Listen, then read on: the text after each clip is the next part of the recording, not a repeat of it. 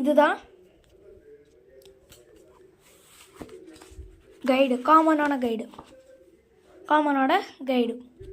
உஷாராத் பூர்வத்துக்கு காமனான கைடு. இது ஒவ்வொரு வருஷம் நடக்கிற இதில் போட்டுருவாங்க, எல்லாத்தையும் கொஷின் பேப்பர் பின்னாடி போட்டுருவாங்க. அதே மாதிரி தான் நான் எழுதின வருஷத்துக்கு போட்டாங்க. சீக்கிரமே Q&Aவை எப்படி இருக்குன்னு பார்த்து அனுப்புகிறேன். தமிழுக்கு எப்படி படிக்கலாம்ங்கிறதையும் நான் இப்போ சொல்லி அனுப்புகிறேன். கூடிய சீக்கிரம் அதுக்கான விரிவான இது கண்டிப்பாக நான் போடுறேன். இப்போ வாங்க எப்படி படிக்கலான்னு பார்க்கலாம். ஃபஸ்ட்டு ரோமனில் index page, first lesson, second lesson, fourth lesson, குண்டா, அதுக்கு பிறகு 8th லெசனில் இருக்க ஒரு 2 இது படிச்சுட்டு போனேன். அது அப்படியே கஃபன்லேருந்து ஒரு 2, வல்லபாய் பட்டேல்லேருந்து ஒரு 1, கஃபன்லேருந்து 1, வல்லபாய் பட்டேல்லேருந்து 1, 8th லெசன்லேருந்து 2மே ப்ளஸ் போல்ராம் காஜி, மேகமன் சே பகவான் பச்சாயா, இது 4லேருந்து 6மே அப்படியே வந்துடுச்சு ஃப்ரெண்ட்ஸ்.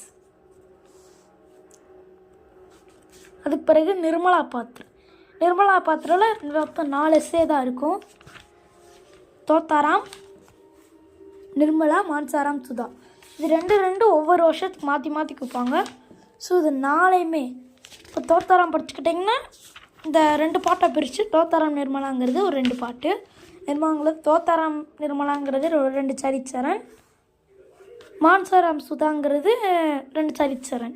அது 2ல் இருந்துமே தோத்தாராம் சில டயத்தில் தோத்தாராம் கொடுத்து நிர்மலா கேட்கலாம், நிர்மலாவுக்கு சில டயத்தில் தோத்தாராம் கொடுத்து மான்சாராம் கேட்கலாம், சில டயத்தில் 4ல் ஃபஸ்ட்டு பாட்டும் கேட்கலாம், செகண்ட் பாட்டிலும் கேட்கலாம்.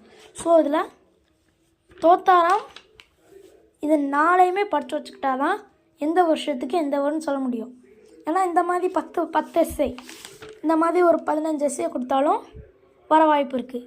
இதில் 4 கொடுத்து 2 தான் கேட்குறாங்க, அதில் 2 கொடுத்து 1 எழுத சொல்கிறாங்க. வெறும் 4 தான் இருக்குது, அதில் 2 கொடுத்து 1 எழுத சொல்கிறாங்க.